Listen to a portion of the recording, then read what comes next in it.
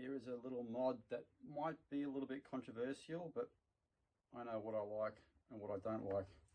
And what I don't like is these safety switches. Sometimes you want to hold the saw in a, maybe you want to hold the saw like just like that for some reason, or you know, like that, your thumb there, and so there's different circumstances where it's just not easy to get your thumb on there. So what I'm doing is I'm taking out 1, 2, 3, 4, 5, 6 screws, and you can see it's this part here that stops it from moving. So what I'm going to do is this part here, I'm going to grind that bit off.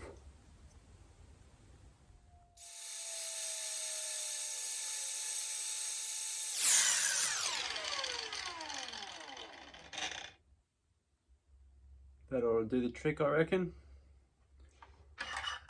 Let's see how it goes.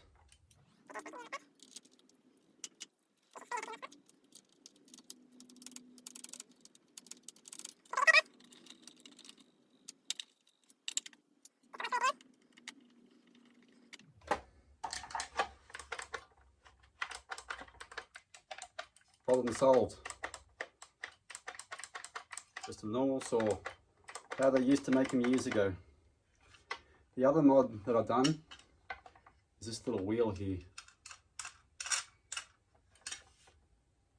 It helps the saw lift up. The wheel makes it so much easier for the guard to come up all on its own.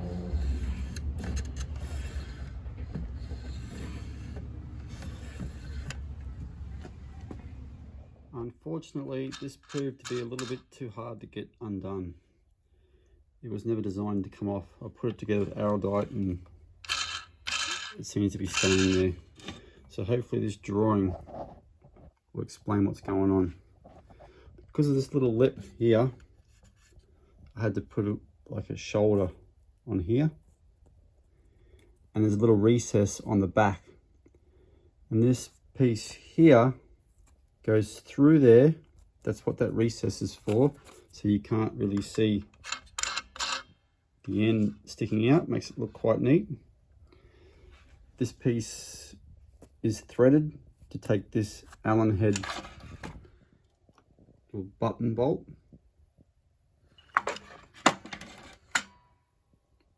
So this piece just spins on this piece, and this piece here is slightly longer than that piece. So when it tightens up, it's still allowed to spin.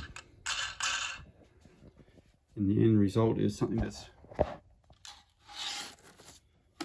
fairly neat, I reckon.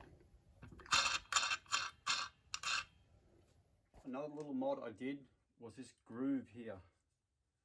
See, I'm a formwork carpenter, and I cut on that, you know, that form ply, the black shiny ply. And one of the good ways to mark it is with a white marker. And if it's really new ply, the white marker will rub off really easily. And if you're trying to follow the blade, sometimes the base plate will be just pushing the mark off as you're moving forward, and then you've got nothing to follow. But by putting that little groove there, just in front of the blade, that means you won't rub it off. And if anyone hasn't seen my previous video, the other mod I did was this handle. That was a huge improvement.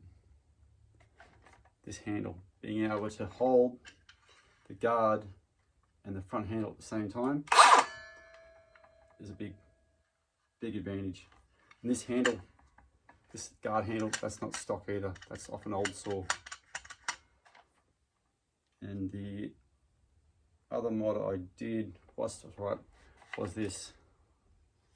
See, they're cutting this corner out these days. It's very annoying, especially if you're trying to cut. If you're trying to cut something like that, so you're trying to come down a bit of plywood or a bit of. Sometimes you would only have that tiny little bit of base plate. Now I've got a little bit more to deal with, a little bit more to work with. So that, you can see that there. You can see that had to drill a hole, 2 holes.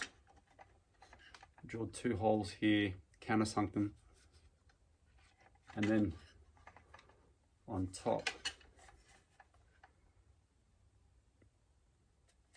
I got this piece here, this welded piece on top, and then bolted down. And then I had to spend a lot of time filing this to try and match the plate. But now I've got a saw that I can hold, handle, and the front handle really easy. In awkward positions when I can't, not easy to get my thumb in, I can just pull the trigger. That safety thing is not a good thing at all. Pain in the neck. And yeah, now I won't rub my line off. It's just a way better saw now, way better.